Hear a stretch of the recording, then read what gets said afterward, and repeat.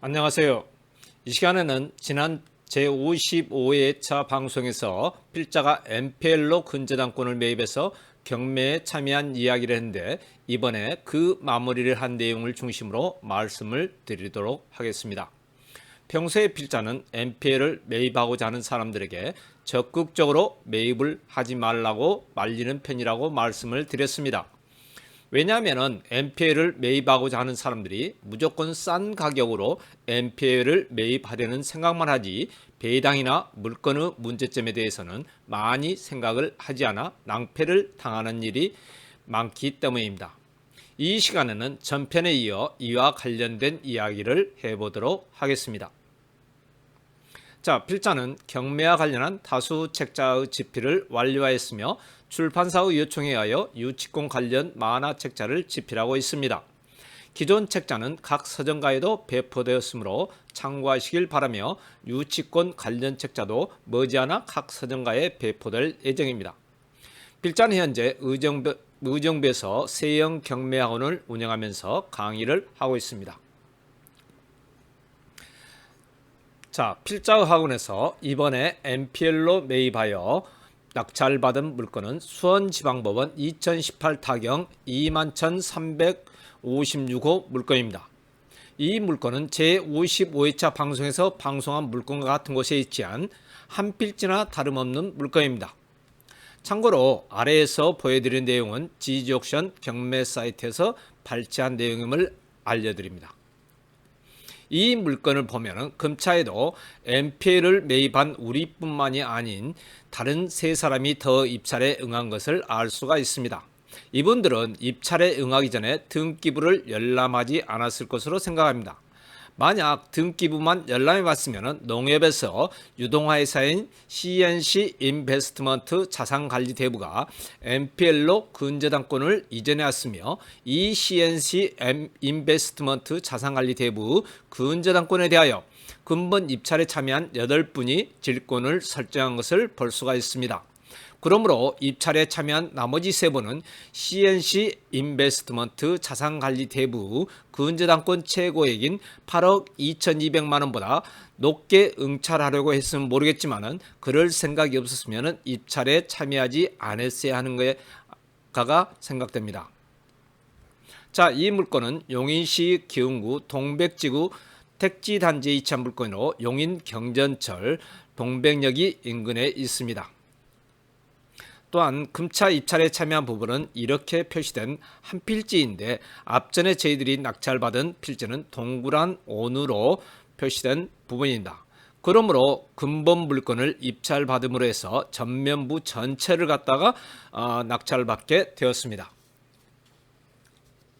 자, 저번 기일에 우리가 MPL로 채권을 매입하여 낙찰을 받은 수원 2017 타경 3,856호 물건인데 근본 4월 28일에 배당을 받았습니다.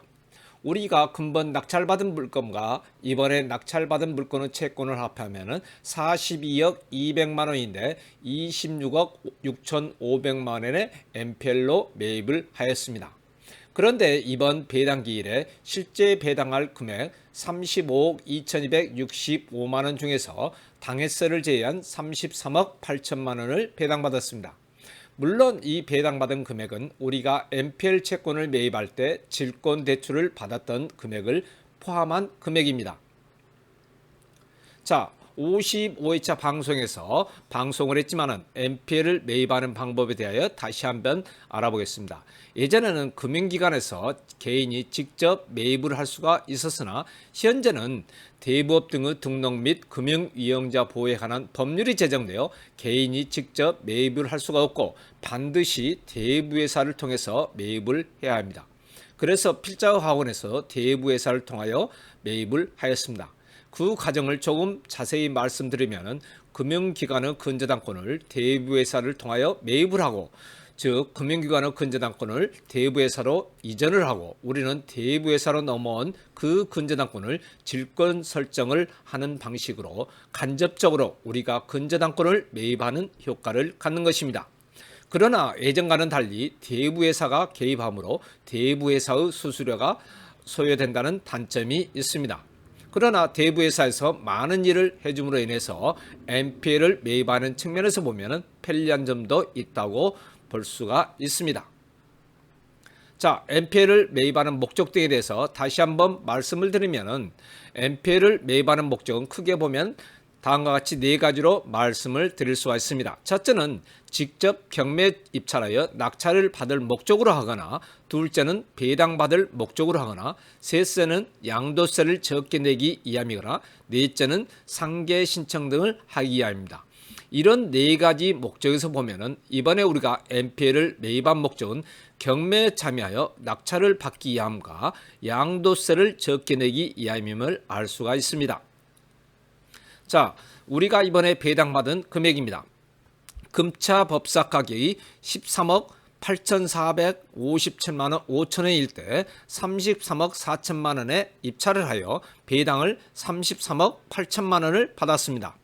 입찰 금액보다 배당 금액이 더 많은 이유는 전 경매 기일에 낙찰을 받아 잔금을 내지 못함으로 인하여 법원에서 몰지한 입찰 보증금 1억 9,700만 원까지 포함하여 배당을 받았기 때문입니다.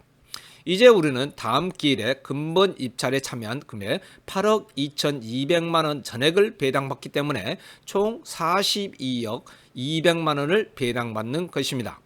이번에 우리가 배당을 받으면서 받은 배당표가 있습니다.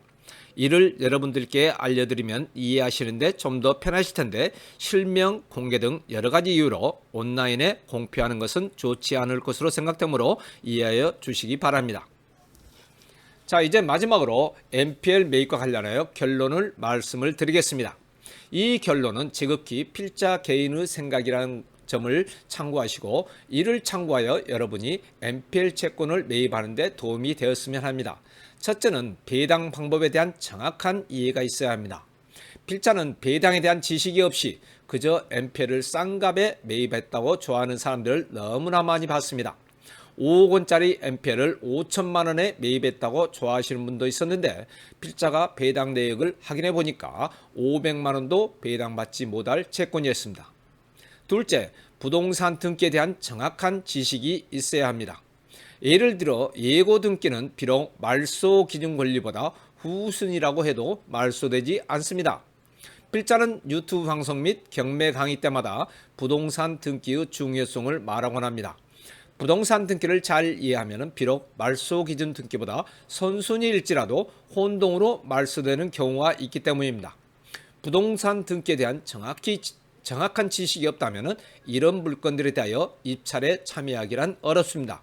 그러므로 이런 물건들은 여러 차례 유찰이 될 것이 뻔한 이치입니다. 혼동에 대하여 이해가 안 되시는 분들은 필자의 책자나 방송, 인터넷에서 혼동에 대하여 찾아보시길 바랍니다. 셋째, 현장 확인 후 매매 가격의 정확한 판단이 있어야 합니다. 아무리 우리가 최초 가격보다 낮은 가격에 매입했다고 해도 매매 가격에 대한 정확한 판단이 없다면 큰 낭패를 당하는 경우가 있을 수가 있습니다. 감정평가사가 시세보다 높게 감정했다면 또는 감정평가 당시와는 달리 매매 가격의 급격한 하락이 있는 지역이라든지 이런 경우는 매매 가격에 대한 정확한 판단이 있어야 함은 매우 중요합니다. 넷째, 매입을 한 후 매도 후 용이성을 판단을 해야 합니다. 아무리 우리가 싸게 매입을 했다고 해도 매도가 어려우면 언제 현금화가 될지 알 수가 없습니다. 그러므로 매도가 용이한 지역이나 물건을 선택하는 것이 매우 중요하다고 할 수가 있습니다. 자, 지금까지 NPL을 매입한 후 경매에 참여한 후기에 대하여 말씀을 드렸습니다. 이제 방송을 마치기 전에 여러분들이 방송을 원하시는 내용이나 주제 또는 사건 번호를 올려주시면 가능하면 방송을 해드리겠고 이렇게 올리시기 전에 구독과 좋아요를 꾹 눌러주시길 바랍니다.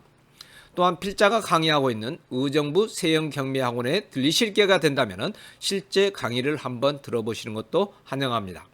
자, 이상으로 마치겠습니다. 감사합니다.